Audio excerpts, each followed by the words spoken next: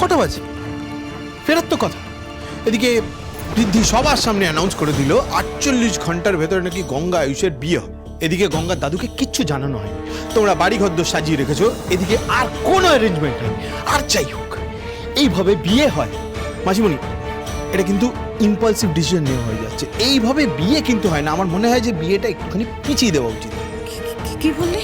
হ্যাঁ, বিয়ে পিছিয়ে দেওয়া অসম্ভব। এটা কি করে সম্ভব? তাতে বিপদ আরো বাড়বে।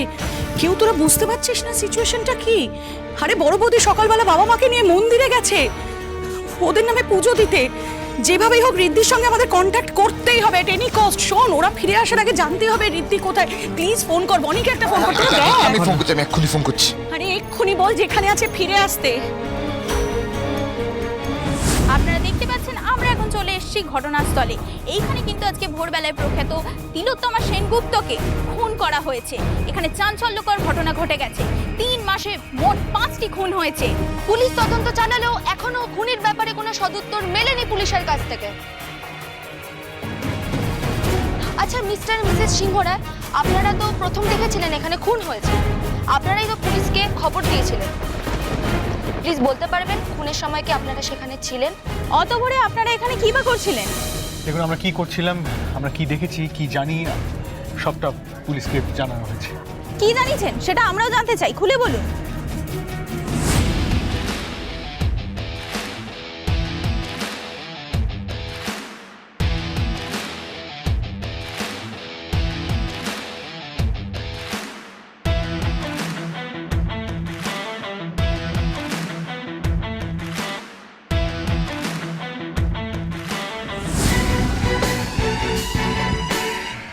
বীর, ইয়েস ম্যাডাম। বডি অটপসির জন্য গেছে তো, ওদেরকে জানিয়ে দেওয়া রিপোর্ট কিন্তু আজকেই লাগবে। ওকে ম্যাডাম, আমি এক্ষুনি ব্যবস্থা করছি। আর মিডিয়াদেরকে কিন্তু আপনাকে হ্যান্ডেল করতে হবে, ওদেরকে কিছু জানতে দিলে চলবে না। চুপ করে আছেন কেন? এখানে ঠিক কি ঘটতে দেখেছেন আমাদেরকে বলুন। ওনারা এখন কিছুই বলতে পারবেন না। ওনাদের বয়ান আমরা রেকর্ড করেছি। ঠিক সময় হলে আপনারাও সবটা জানতে পারবেন। এটা শুধুমাত্র আমাদের নয়, এটা সাধারণ মানুষের প্রশ্ন। অপরাধী কিভাবে এভাবে সমাজে বুক ফুলে ঘুরে বেড়াতে পারে? শহরে তো আতঙ্ক বাড়ছে, পুলিশ কেন কোনো স্টেপ নিচ্ছে না বলুন অফিসার। পুলিশ যদি কোনো স্টেপ না নিত তাহলে হয়তো এখানে পুলিশকে আপনারা দেখতেই পেতেন। আর এই মুহূর্তে সব থেকে বেশি আতঙ্ক আপনারা ছড়াচ্ছেন। সেই জন্য আপনাদের রিকোয়েস্ট করছি, দয়া করে শান্ত থাকুন। পুলিশ তদন্ত করছে, খুব তাড়াতাড়ি আমরা অপরাধীকে অ্যারেস্ট করতে পারবো। দেখুন, মিডিয়াই একমাত্র মাধ্যম যার মাধ্যমে সাধারণ মানুষ ঘটনার সত্যতা জানতে পারে। তো আপনারা যেরকম আপনাদের কাজ করছেন, পুলিশকেও তাদের কাজ করতে দিন প্লিজ। তাহলে দেখবেন অপরাধী খুব তাড়াতাড়ি সামনে চলে আসবে। এবার আপনারা প্লিজ আসুন। চলো চলো।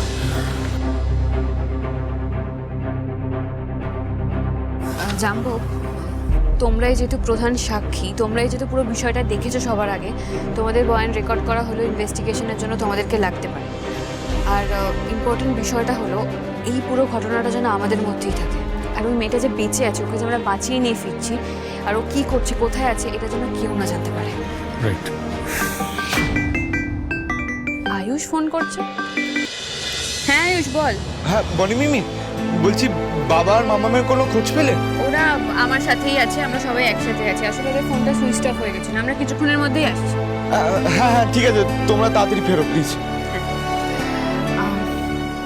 আজকে তো গঙ্গায় আয়ুষের আশীর্বাদ, তোমরা বরঞ্চ বাড়ি যাও, আমি একবার থানা থেকে ঘুরে আসছি।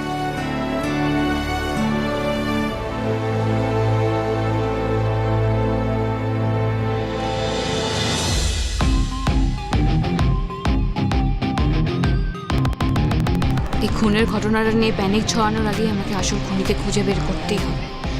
এটা কি আসলেই কোনো একজনের কাজ নাকি কোনো দলের?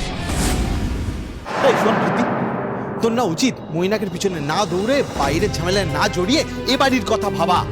এই মুহূর্তে কিন্তু আমরা সবাই একটা বড় ক্রাইসিসের ভেতর দিয়ে যাচ্ছি। সেসব না ভেবে তুই বাইরে কার না কার মার্ডার কেসে তুই, আমি কি বলবো? পরোয়া না করে কি বলতে চাইছিস তুই?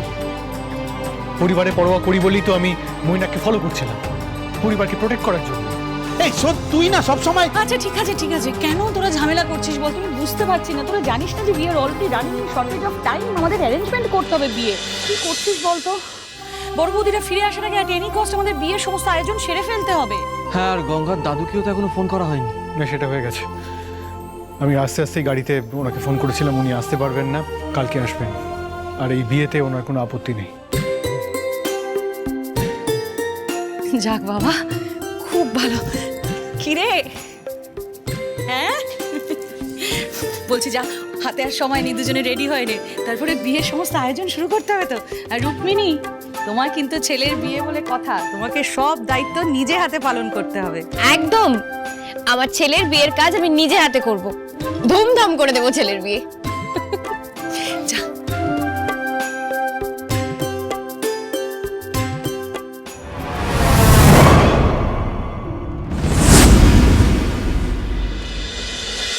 আচ্ছা শোনো না, বলছি এখানে ধান দুব্ব ফুল সব রয়েছে, এই যে চন্দন বাটা দিয়ে দিলাম, প্রদীপ রয়েছে, আর কি কি লাগবে বলো তো পিসিমণি? মনে তো হচ্ছে আর কিছু লাগবে না, সবই আছে, বাট কি বলো তো, বয়স হয়ে গেছে তো এখন আর আগের মতো কিছুই মনে রাখতে পারি না। ধরো ওদের আবার তাড়া দিতে হবে। বলছি শোন, আমি ভুলে গেলেও চলবে, তোরা ভুললে চলবে না, মিলিয়ে দেখেছিস তো সব? তুমি চিন্তা করো না। তুমি একদম চিন্তা করো না, সঠিক সময়ের মধ্যে সব ম্যানেজ হয়ে যাবে। কি রাহুল? আরে ম্যানেজ হবে বললেই তো ম্যানেজ হয় না, কাজগুলো নিজেকে করতে হয়। আচ্ছা, তুই কয়েকটা ফোন করেছিস? হ্যাঁ করেছিস। বুঝে গেছি, তুই করেছিস। শিখিয়ে হবে না তোর দ্বারা, আমাকেই সবকিছু ম্যানেজ আচ্ছা, করতে ঠিক হয়। আছে, আমি আর ছাড়া না বলো। বিয়েটা হবে না। দাঁড়া, আমি ফোনটা করে আসি। আচ্ছা ঠিক আছে। এখানে আশীর্বাদের সমস্ত গয়না আছে, আমাকে দাও। দেখে নাও। হ্যাঁ হ্যাঁ, আমি দেখে নিচ্ছি। বলিনি তো আমি। আচ্ছা, আমি দেখে নিচ্ছি। এই দেখুন, আজ আয়ুষের আশীর্বাদ।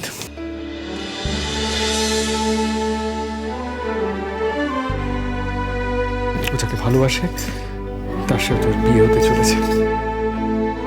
আপনি থাকলে তো সব হই হই করে একেবারে করতেন, সব নিজে হাতে করতেন, তাই না?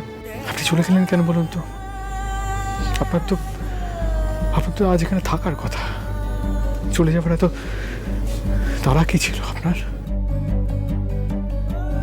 এই জন্যই বলে ঋদ্ধিমান আর খড়ির ভালোবাসা চিরকালের জন্য।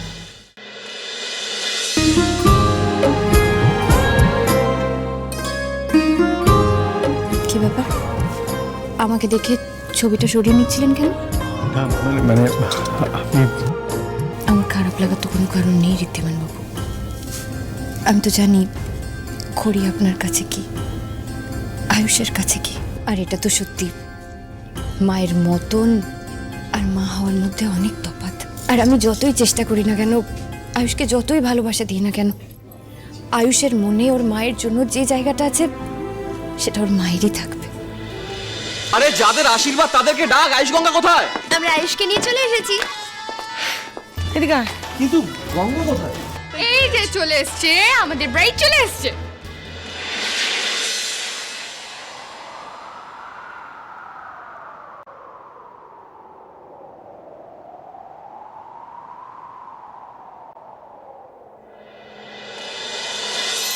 आई ऐसी रात है जो बहुत खुश नसीब है, चाहे जिसे दूर से दुनिया वो मेरे करीब है। कितना कुछ कहना है फिर भी है दिल में सवाल कहीं, सपनों में जो रोज कहा है वो फिर से कहूँ या नहीं। आंखों में तेरी अजब सी अदाएं हैं, हो आंखों में तेरी अजब सी अदाएं हैं। दिल को बना दे जो पतंग सांसें ये तेरी वो हवाएं हैं।